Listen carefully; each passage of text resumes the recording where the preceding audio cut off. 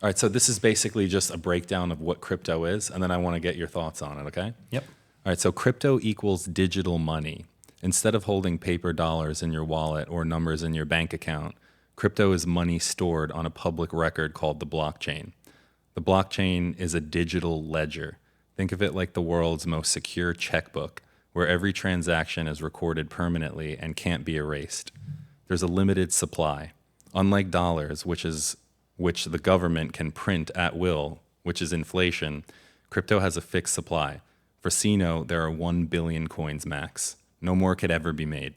Instant payments, like swiping your debit card but faster and global. You could send $100,000 in seconds across the world. That's basically what you guys were saying. Yeah, I mean exactly what I was saying. I mean, it's really so people accept cash and give cash and pay with cash and receive cash because they see the value in the paper that's printed on it. Okay, But it's faith-based.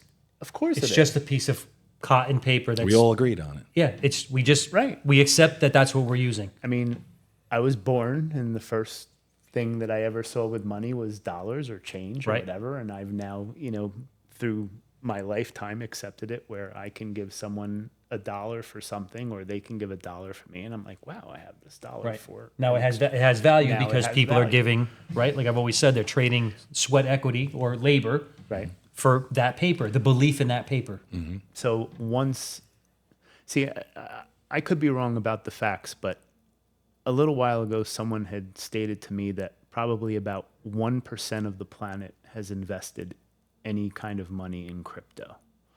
And if, in fact, crypto is where the world is headed, which I truly believe it is, at least in my personal opinion, when the other 99% get on board, Oh boy. the 1% who have already been here have the opportunity where, they're not going to have to work very hard for the rest of their lives. I don't think the next 5 generations of those people are going to have to work at all if they choose not to. True. That's the generational wealth that we speak of often. I could be wrong. $4.1 trillion total in cryptocurrency value right now, and that's 1% of the globe. world. Yep. So you do the math. I mean, you know what? For you guys that are younger, we hear it a lot. I wish I would have invested in Apple when it was new. I wish I would have invested in Google when it was new. Do some research and add a ticker when you make the video. Post what Apple was trading for when it just came out. Post what Google was trading for were when penny it first came out. stocks. They were penny stocks. Really? Penny stocks. Fractions of a penny. Yeah, they were nothing because they were revolutionizing an industry just like we're doing, right? If I told you, if you spent 4 cents today, in 20 years, that 4 cents would be worth $1 million. How many 4 cents would you invest? Like, that's an honest question. As many 4 cents As I many had. 4 cents as you can come by. But if you had $100, $200, $500, $1,000, and you just bought CINO and let it ride for 20 years, generations of people will be taken care of. More generational wealth than you could ever imagine. It's just factual. It's going to happen. Let me buy some right now. Yeah, do it. Do it. So The ease of buying CINO. It's literally just a couple clicks on my phone. Right. Once you got it. once you have got it set all up, set up. it's very simple to do. It's easy. You can get it done. You just have to do the research, right? To figure out the few steps to set up your account, do your security, make sure everybody knows who you are and you're not a fraudster. Then the transactions go through very easily. Now it's a breeze. Yeah, now it's a breeze. I just bought $50. Good for you, man. In that first month, that Yeah, was good. like I'm glad you recorded that. It literally took you seconds to buy $50. Yeah. Yeah, that's awesome. Yes. Great. That's great. I'm gonna check the deck screen now and make sure that was show you. you right now. I'll show you I'm just kidding, man. I believe you. Please do. How did you feel on that first month? When did you hear about CINO? I want to hear your story. Oh man. So when was it? When you were coming back from your Africa trip? Well, I did it the week before Africa. Before Africa, I don't think I heard about it until afterwards. And yeah, he literally came up to me in the kitchen one day, and he goes, "Hey man, download this app. Like I made a meme coin." I was like, All right. okay, and before this, I have not invested, put any money into any sort of, Bitcoin, anything. Not like even that. Dogecoin. Nothing. I was never into crypto, and I still like. I'm not very knowledgeable about it, but I'm much more knowledgeable than I was before, and I understand it much more now. But it was very surprising. It was very shocking to watch it go from literally a fraction of a penny to all of a sudden, Went through the roof. it's like, kids my age, when they see that type of money, they're like, holy shit, sorry, but Yeah. even getting my first paycheck, I read that and it's like, oh my gosh, like I've never seen this much money in my life before. It's a very big step in life when you start, receiving that kind of financial stability for yourself. You don't have to rely completely on your parents or whoever it may be to, get yourself Yeah. You got that back. get yourself to that next step of buying a house, buying a car. And I almost feel like that's kind of a issue with the younger generation these days, is that they don't really consider where their money is going and how they're Yeah. spending it. I think that's not just the younger generation, because when I was your age, I didn't think about my future either. You thinking about your future comes What would you have done with it? now. Yeah, at his age, at 21. Oh, I probably would have blown it. Yeah. Yeah, hookers and cocaine. I'm not saying every. I mean, I'm not saying every young person is like that, but me myself, I worry a lot about my future, or at least, recently I've started to. Damn, and you're mad young too. Exactly, You're but just you getting you started. start to think about it, and it's like, well, when my parents were this age, they were already moving into their first house, and nowadays you don't really see that very often. Kids don't anymore. move out until they're 30. Yeah, I mean, Yeah, but everything's ridiculously It is. expensive, Everything is, and that's you know? because of inflation. It's that's just- because of it's governments just printing insanity. more money. That's or facts. whatever. it's insane. Yeah, it is insane. How high prices have become I remember. for simple things. yeah, too. It's absolutely. it's- Just gasoline, just stuff that you need to. No, to- even groceries, Yeah. it's insane. You literally can't, be on your own. You almost need to have two incomes to be, move out of your parents' house. It's crazy. But, I'm getting to that point where it's like, you really got to start considering like how am I going to fend for myself after all these years? And looking at this coin now, doing my research and A little breathing room. yeah, it's it feels like a sort of stability. I have a sort of stability now. it takes the worry out. It takes the worry out. Remember I was And, talking about that? Yeah. Being successful, it's not about what I have compared to what you have. It's not worrying about tomorrow or next week. And that's a good feeling. That's being, in my opinion, that's what being successful is. That I'm not spending my days worrying about where X, Y, Z is going to come from. When you have accomplished, like everybody's definition of success is different. You determine your success. I determine my success. You set your own goalpost, right? So if you get to your goalpost and you're not worried about tomorrow, you win. You won. Yeah.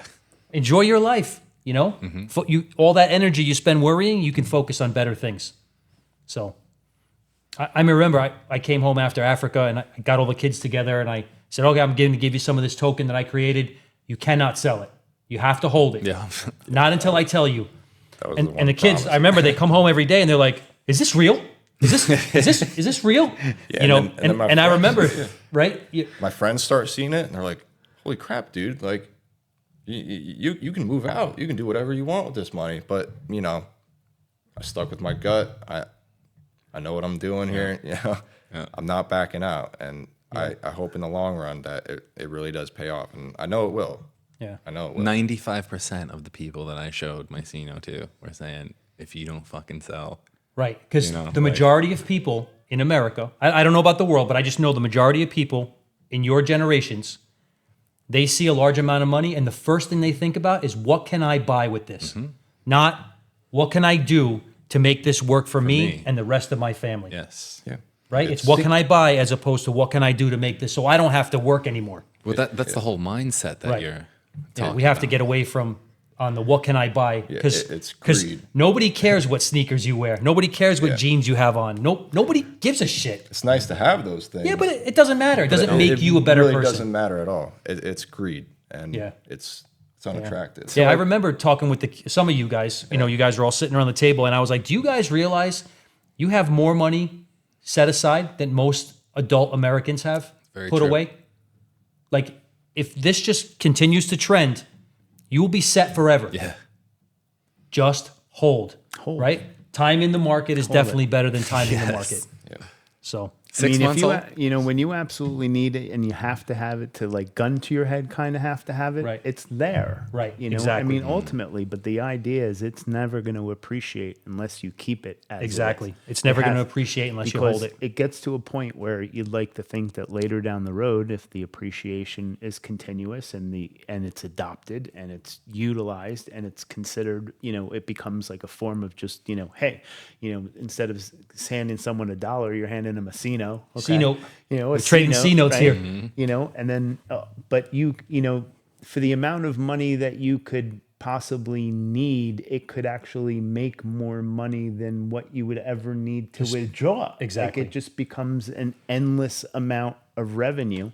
You know, Consistently compounding on You more don't- than you more than don't- you can you spend, don't as take long a- as you live reasonably. right. You know? don't take $100,000 out. You take $1,000 out, and then when you need another 1,000, you take another 1,000. Exactly. And because that other 98,000 coins or whatever the case may be, or dollars worth, could actually be making you more than that $1,000 or so that you even took took out. out in the 1st place. So then it's really generational wealth because it's self-generating. It's making more than you're consuming, right? That's correct.